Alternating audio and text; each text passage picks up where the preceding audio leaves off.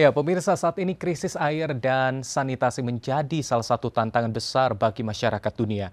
Diperkirakan pada tahun 2025, setengah dari populasi dunia akan mengalami krisis air serius. Sementara sekitar 2,3 miliar orang tidak memiliki akses ke sanitasi yang memadai. Hal tersebut mengindikasikan bahwa tujuan pembangunan berkelanjutan masih jauh tercapai, mewujudkan peningkatan akses air minum dan sanitasi aman yang mandiri, tangguh, dan berkelanjutan menjadi satu keharusan. Oleh karenanya diperlukan percepatan perubahan atau accelerating change untuk mengatasi krisis air dan sanitasi di tengah perubahan iklim dan perilaku masyarakat yang masih kurang selaras dengan misi tersebut. Untuk membahasnya lebih lanjut, kita akan berbincang bersama 3 narasumber yang sudah hadir di studio. Yang pertama, saya sapa ada Kepala Dinas Sumber Daya Air Provinsi Jawa Barat, Bapak Diki Ahmad Sidik STMT. Assalamualaikum Pak Diki. Assalamualaikum, Sampurasun. Rampes, terima kasih Pak Diki sudah bergabung di Ainis Jabar. Dan narasumber kita yang kedua ada dari Kementerian PUPR, Bapak Profesor Dr. Andes Waluyo Hatmoko MSc. Selamat pagi, Assalamualaikum Prof. Waluyo.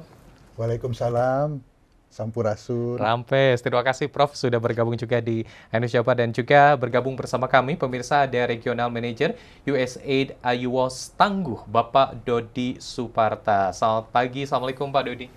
Selamat pagi, Waalaikumsalam, Sampurasun. Rampes, terima kasih Pak Dodi dan juga Bapak-Bapak sekali lagi sudah bergabung di Indonesia Jabar pada pagi hari ini. Ini menjadi satu yang penting mengenai krisis air, apalagi setiap hari tampaknya setiap orang selalu bersinggungan dengan yang namanya air. Saya terlebih dahulu mungkin ke Pak Kepala Dinas Sumber Daya Air Provinsi Jawa Barat, Pak Diki Ahmad. Pak Diki, sebetulnya melihat seperti apa pantauan dari Dinas Sumber Daya Air Provinsi Jawa Barat soal fokus mengenai krisis air ini dan juga sanitasi ini. Mungkin apa yang ingin disampaikan di awal perbincangan kita nih Pak?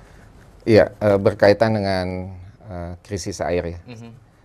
Memang kalau dilihat dari sisi kenyataan yang ada, memang rasanya kita belum melihat ada yang antri air dan sebagainya. Okay. Tapi berdasarkan analisis yang sudah dilakukan, baik dari Kementerian PUPR juga, bahwa ternyata di beberapa pusat pertumbuhan, khususnya daerah-daerah urban, itu sebetulnya mengalami ada gap antara ketersediaan dengan kebutuhan. Jadi artinya cukup besar gap itu yang harus dipenuhi terkait dengan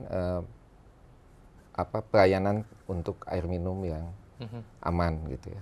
Di samping tentu saja tadi sampaikan kaitan dengan sanitasi pun saya pikir hal yang sama, bagaimana pelayanan sanitasi belum sepenuhnya dirasakan oleh masyarakat di Jawa Barat khususnya. Oke, pelayanan air bersih, lalu juga tentunya soal sanitasi juga belum dirasakan secara maksimal oleh masyarakat. Mungkin faktornya seperti apa? Mungkin saya akan beralih ke Prof. Waluyo. Prof. Waluyo, apa yang sebetulnya menjadi faktor melihat akhirnya Indonesia juga terkena imbas krisis air ini, Pak Prof. Waluyo? Jadi sebetulnya kita wajib bersyukur kepada Yang Maha Kuasa, karena Indonesia itu nomor 4 di dunia banyaknya air. Nomor 4 nomor di dunia? 4 ya, Okay. setelah Brasil, Kanada, dan Rusia. Jadi Cina dan Amerika kurang lebih sama dengan kita, tapi sedikit kurang dari kita. Kita nomor 4. Ya. Akan tetapi distribusinya tidak merata. Di musim hujan airnya banyak sekali, jadi banjir. Betul. Di musim kemarau airnya kurang. Itu yang jadi masalah. Dan yang menyebabkan adalah kalau krisis air itu sebetulnya masalah ketersediaan dan kebutuhan. Mana yang lebih besar, ketersediaan dan kebutuhan. Nah, kebutuhan air di Indonesia semakin lama semakin besar. Karena penduduknya semakin banyak. Terutama di Pulau Jawa dan Jawa Barat kita ini. Penduduknya semakin lama semakin banyak dan juga alhamdulillah semakin makmur. Semakin makmur seseorang, dia butuh air lebih banyak lagi. Kalau dia masyarakat rakyat jelata di pedesaan, itu hanya perlu air 60 liter per orang per hari. Itu dinyatakan dalam Undang-Undang Sumber Daya Air, Undang-Undang nomor 17 tahun 2019, 60 liter per orang per hari. Tapi kenyataannya di perkotaan orang perlu 120 liter per orang per hari. Karena setiap rumah semakin makmur, dia punya motor, punya mobil, punya kolam ikan, mungkin juga punya kolam renang. Ya. Nah, itu menjadi tantangan, itu disyukuri, tapi tantangan bagi untuk menyediakan air lebih banyak lagi. Ya. Nah, kalau sudah timpang begitu, timbul krisis air. Dan itu diperburuk juga dengan adanya perubahan iklim atau climate change. Ya. Climate change membuat pada musim hujan, intensitas hujan semakin tinggi, dan dikhawatirkan nanti di musim kemarau, maka akan semakin lama musim kemaraunya. Itu yang kita takutkan akan terjadi pada tahun ini dan beberapa tahun mendatang. Oke, baik. Ini cukup menarik sekali, di mana kebutuhan akan terus meningkat, tetapi persediaan air tadi yang disampaikan oleh Prof. Waluyo semakin menipis atau semakin berkurang. Ini juga tentunya akan berimbas terhadap sanitasi. Nah, seperti apa melihat krisis sanitasi juga? Seperti apa nih Pak Dodi, mungkin boleh disampaikan? Baik, terima kasih Mas. Jadi sebenarnya you said I was tangguh, fokus juga tidak hanya kepada air minum aman, tetapi juga dengan sanitasi aman. Nah, definisi sanitasi aman itu sebenarnya yang pertama pewadahannya atau tangkinya. Pewadahan ini dalam arti tangki septiknya harus sesuai dengan standar ya, berarti tidak bocor. Seperti aqua ya, tidak bocor kemana-mana. Karena kita concern di situ kepada potensial kontaminasi dari air limbah itu sendiri kalau tidak dikeluarkan dengan baik. Kembali makin mencemari dari air-air yang sudah krisis sebenarnya. Jadi selain tadi sanitasi aman, pewadahannya disedot secara berkala karena akan pasti penuh tangki septik tersebut. Kemudian ditransportasi dan akhirnya diolah di instalasi pengolahan air limbah tinja sebenarnya. Nah, dikala semua itu terjadi disebutlah itu suatu kota, suatu kabupaten melakukan sanitasi yang aman.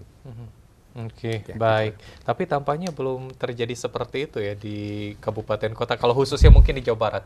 Kebetulan kami lokus kita bekerja di kota Depok dan Kabupaten Bogor. Kebetulan IPLT 2 tersebut masih dalam proses untuk peningkatan layanan yang kita sebut sama layanan lumpur tinja secara terjadwal. Jadi semua tangki septik yang septik tadi harus punya jadwal untuk disedot secara berkala 2-3 tahun. Itu masih merangkak, masih proses yang butuh kita kerja bareng ya Pak untuk bisa accelerating tadi.